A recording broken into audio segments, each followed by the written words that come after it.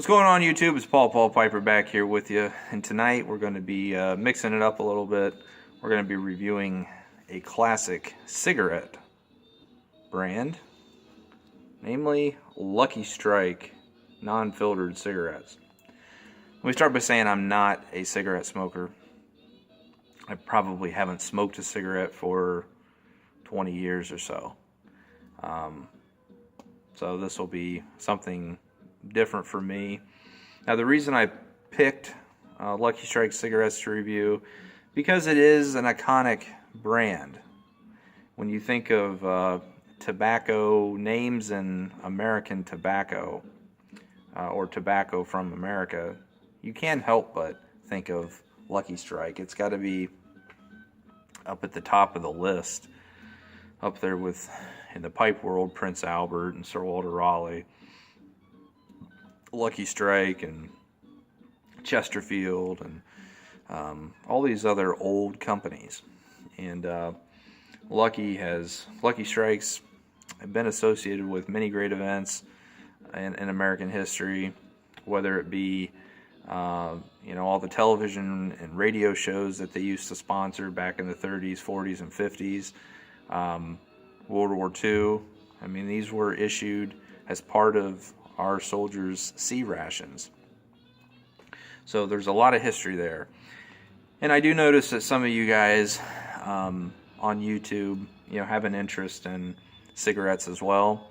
I think it was Paul the Scandinavian who messaged me about how much Lucky Strikes cost in the States. And, well, Paul, these things were like over $9 for one pack. Little tiny pack. That's this, over $9. So quite pricey. It's not just Lucky Strike. Pretty much if you're looking at any non-filtered cigarette in America today, you're going to be paying a premium, which doesn't really make a whole lot of sense to me. Because you're basically paying, it's the same size as far as the amount of tobacco and everything. They're just sticking a filter on there when they're packaging it as a king size cigarette, a filtered king size cigarette. So kind of stupid, but these are insanely expensive. A good $3-4 or whatever over your filtered cigarettes. So, but let's go ahead and get a look at the presentation here. Like I said, you've got the iconic white background with the red bullseye Lucky Strike It's Toasted cigarettes. And as I said, this is a very old brand. Dates back to 1871 when it was originally marketed as a cut plug chewing tobacco. And that was by the R.A. Patterson Company. And that was very common. You've seen some of my other videos. Companies back in the 19th century, early 20th century would market their tobacco both as chewing tobacco and smoking tobacco. So you could do whatever the heck you wanted to with it. And that's how Lucky started out, was as a cut plug chewing tobacco that switched over into cigarettes. Now, what's the story behind the name Lucky Strike? Well, Lucky Strike was unveiled, and the meaning behind it is, in the 1870s, you had some people that were involved in the gold rushes out west, Alaska, Canada, all over the western part of North America, and a lot of them were unlucky. They'd go out there, they would try to find gold, they'd stake a claim, they wouldn't have any luck. And Lucky Strike meant somebody that was successful in their endeavors with gold mining. So they'd make a strike into the earth, and boom, it was a lucky strike because they hit a vein of gold or whatever. So that's the story of Lucky Strike and how it got its name. Now, in 1917, it added that saying on there, "It's toasted." So that dates back all the way to 1917. Marketing was very popular. I mean, they did a very good job. By the 1930s, they were the largest selling #1 cigarette brand in the United States. And so popular were they that when World War II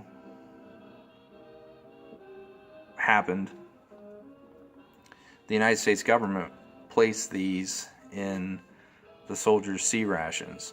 So you had, I think, 9 brands of cigarettes that were issued to the millions of soldiers in the United States Army, military, I should say. And one of the 9 was Lucky Strike. And they continued, in their war effort. In 1942, they switched to this white background on their packages. Before that, it was a dark green. And they did a marketing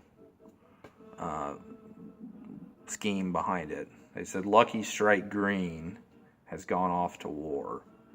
And ever since then, it's been in the white package.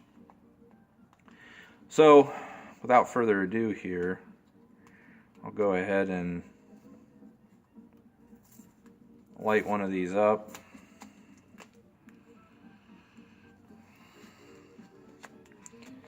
Now, as far as packing these, you don't pack them because they're non-filtered. I suppose you can do what you want if you want to pack them, but as far as I'm aware, you don't need to.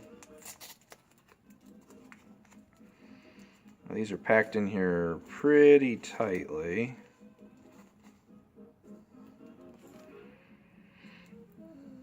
There you go. You got a circle that says Lucky Strike, and there's kind of some pinstriping, very light gray pinstriping on the cigarette itself.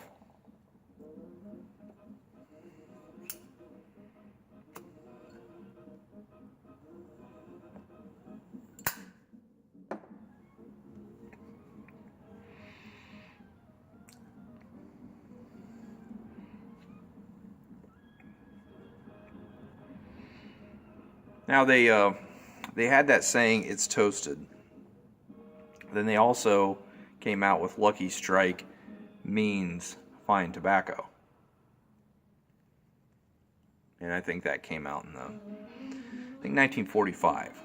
So after the war, or at the end of the war, they came out with Lucky Strike means fine tobacco.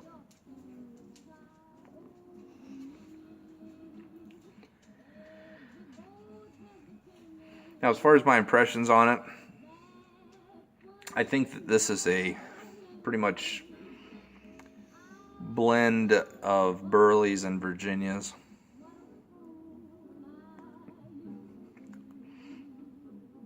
I don't know if there's any Turkish Orientals in here. If there are, I can't notice any. I think it's Virginia and a little bit of Burley, I bet.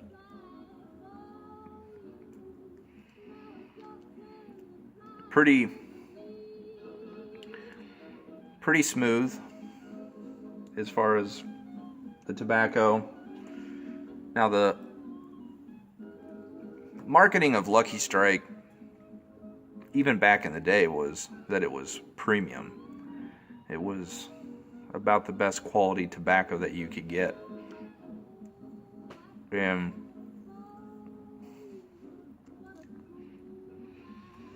I think that it still holds that standard. Like I said, not somebody that smokes cigarettes, but this is not an offensive smoke. It's got the taste of Virginias, the grassiness, the sweetness of the Virginia tobacco. As far as Burley,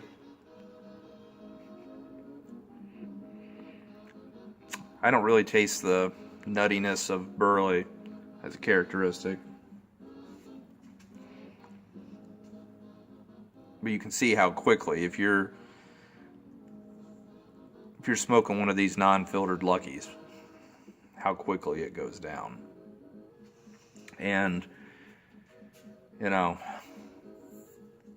I mean, you're literally just getting a few puffs on it if you take pretty big drags. And you'll get the little bits of tobacco that come out since it's not being blocked by that filter.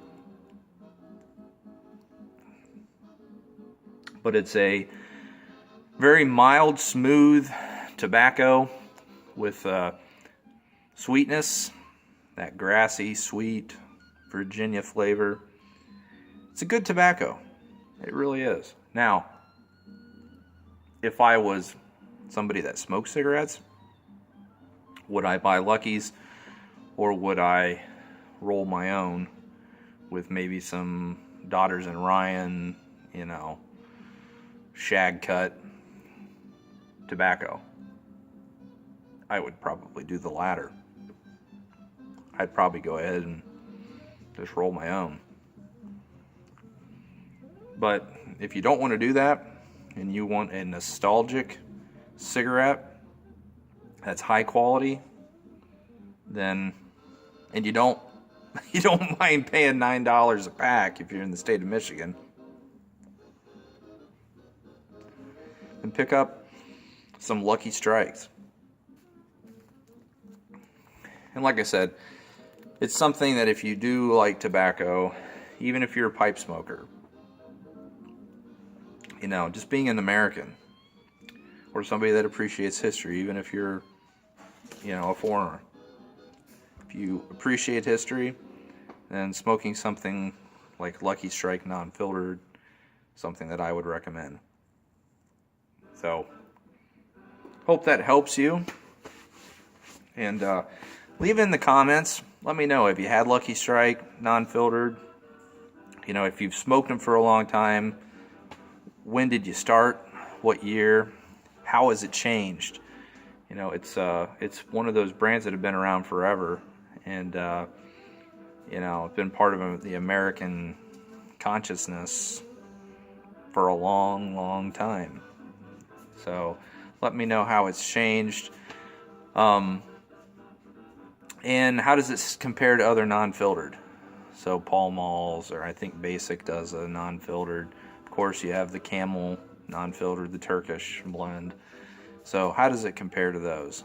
And lastly, you know, some people compare it to half and half. I've heard back in the past, didn't look it up here in preparation for this video, but a lot of people, or at least I've heard in the past, that it was the same company that at one time had half and half pipe tobacco, had Lucky Strike.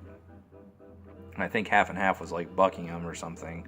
But, you know, how do those two, did they verge off? Now, I don't think, in my opinion, that this matches up with half and half as far as the tobacco.